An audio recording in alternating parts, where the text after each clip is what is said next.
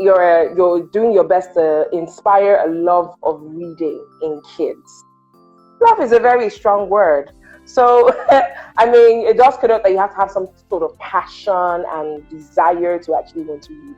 Mhm. What steps, if a parent is listening, what steps can parents take to put that love or cause their kids to love books, as well as teachers? I'm glad you asked, actually, because I have 21 steps. I have 21 tips, right? Which I'm just going to tell you in rapid fire. So hopefully you've got a pen and a piece of paper and you can write this down, all right? So number one is to let your children see you read, all right? Children copy what their parents do, they will do. So if you want to inspire love of reading in your children, let them see you read consistently.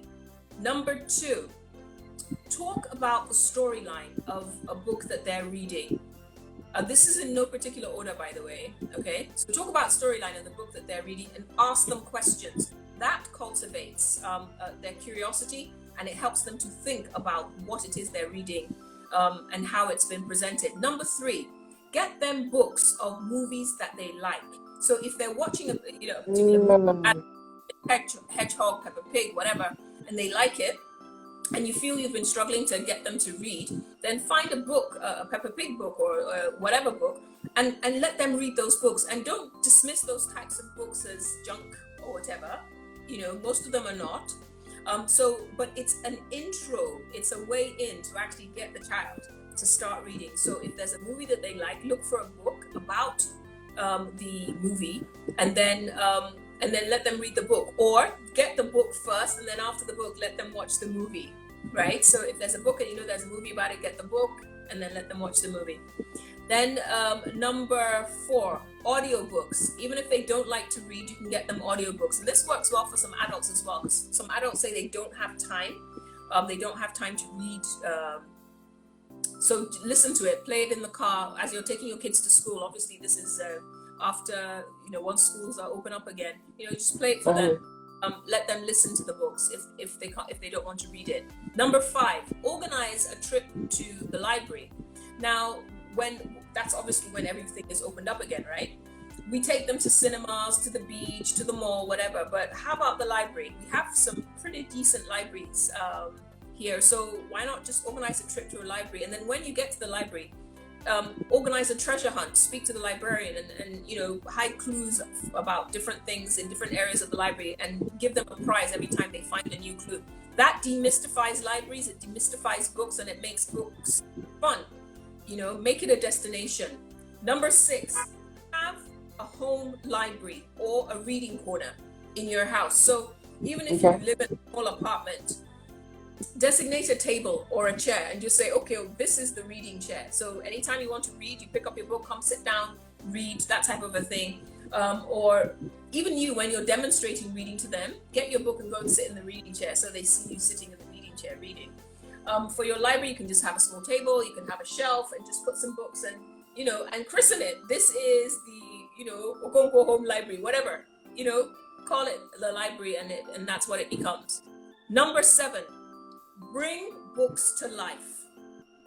So, for example, if you are reading, I'm just going to use one of my books because this is close by, right? So if you're reading, for example, Diary of a Toddler, like I actually saw this happen, a parent, at some schools, they have dress up days. So kids dress up as characters from books. A parent actually sent me a picture of her daughter dressed up like a toddler. I was absolutely excited, right? Because what it means is that they're bringing the book to life, right? True. So, so bring books to life. Like, for example, with the Toby Bakes a Cake book that we launched last month in April 18th, we brought the book to life by organizing a baking challenge. So everybody was on lockdown. And so it was really useful for parent A in this house, parent B in that house. You're each doing your baking challenge. And then you now come together online to compare results. And then we announced the winner. We gave out prizes, lots and lots of books. Wow. Yes. And they got cake mixes and what have you. So that's a way of bringing a book to life. If you can bring the book to life, the book becomes more interesting. Now, number 9, celebrate authors. Not just saying that because I'm an author, but let your children become familiar with who is Chinua Achebe, who is Wole Soyinka, who is Yeah. Chimamanda.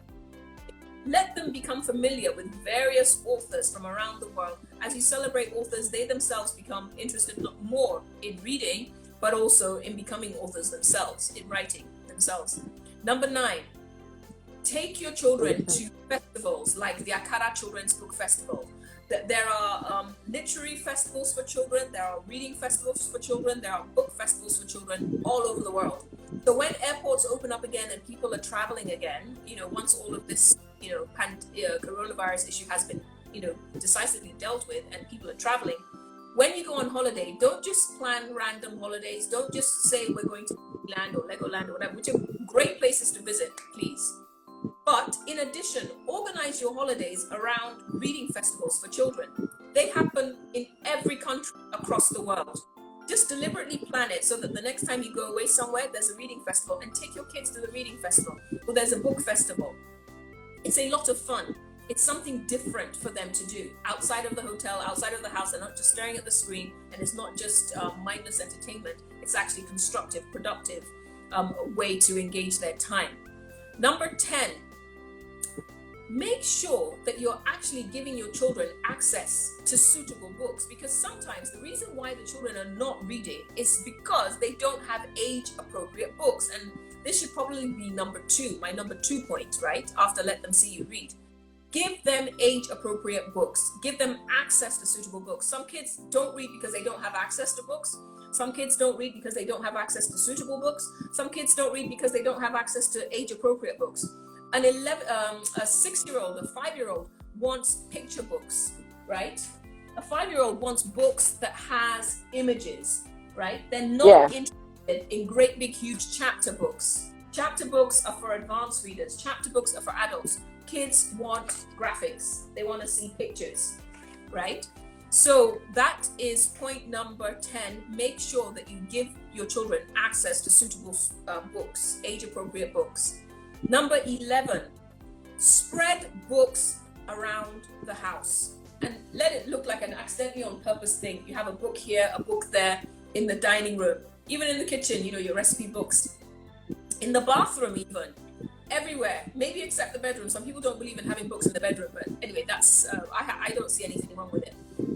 Everywhere, have books everywhere, in the car, have books so that you're stuck in traffic, just pick up a book and read.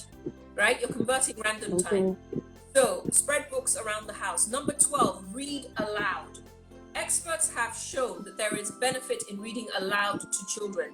So have a regular bedtime story time with your younger children. Encourage the older siblings to read aloud to their younger siblings, and so on and so forth. Number 13, reread stories. Just because you've read Cobb the Antelope once doesn't mean that that's it. Read it again and again and again. It helps the children apparently with comprehension. It gives them a sense of certainty, a sense of continuity. Reread stories. And then some parents say they say that they're fed up with reading the same bedtime story all the time, that their daughter keeps coming up and giving them the same book. She only wants to read this one book. It's like, well, at least she wants to read. Just keep reading it to her and keep discussing the book from angles.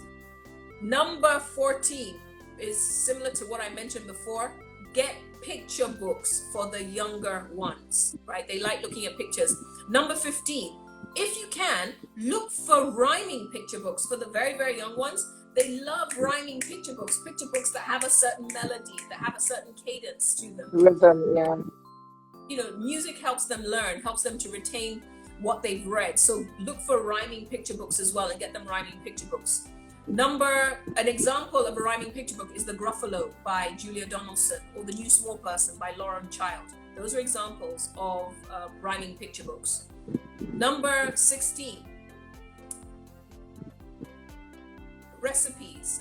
I mentioned something about the kitchen earlier on. When you're in the kitchen, give them books in the kitchen. Yes, let your children come and read out loud the recipe to you, because it's still reading. Even though it's a recipe, it's still getting them into the practice of looking for things in written matter. Number 17 is similar. Hide beneficial details in lists that your children will have to read to discover. For example, if you're going shopping, write a list and tell them to read out the list if they want to know what it is you're going to go and get. Do you understand that? Yeah. Number 18, join a reading club. There are lots and lots of reading clubs across Nigeria. There's Page Flippers Club in Kaduna. There's Tabitha's Kids in Abuja. There's Iron's Corner in Port Harcourt. There's here in Lagos, Nigeria. So join a reading club, and most of these clubs are now online because of the lockdown and the coronavirus, etc. The reading clubs helps them when they're with other kids reading a book and talking about the book. Number 19, find a book that deals with issues that are similar to what you or your children may be going through. So for example, if you're about to have another baby and the older child is jealous that another baby is coming along, is jealous that this person's going to take mommy and daddy's attention away, get a book about, like The New Small Person by Lauren Child. That shows you what happens when a new sibling comes along and shows the benefit of having a new sibling. Or there's a book called the Anna Hibiscus series of books by a lady called Atinuke. There's one called You're Amazing, Anna Hibiscus. And I always recommend that book because it gives you a brilliant example of how to communicate to children when there's been a bereavement. So Anna Hibiscus loses her grandfather, and the way the whole thing is handled in the book is beautiful. So some parents, they struggle with that. They don't know how to tell a child something has happened. It's really good with brief communication, with communication of heavy news. So find books that deal with issues similar to what you are going through and share them with the children. Age appropriate books. Again, there are picture books that deal with almost every subject under the sun. Okay. Number 20, let your children read productive magazines. Do not assume that some graphic novels are bad, right? Not all graphic novels are bad. There are some graphic novels and really magazines. For example, Anike Eleko is an excellent graphic novel. It's by Alaba Onoji. It's about a little girl who wants an education, and it's about the people who help her, the kindness of strangers, and her own determination, and the way she was able to overcome a series of injustices. So let them read productive magazines and graphic novels. Number 21, the last point here on my list, is give books as gifts. So for example, you're doing a party pack. Instead of just loading the party pack with sweets and other things that put things that build their brains. Sweets are nice, give them still, but also add a book as well. All right. So that is wow. Yeah, those are the okay. About inspiring a love of reading in children.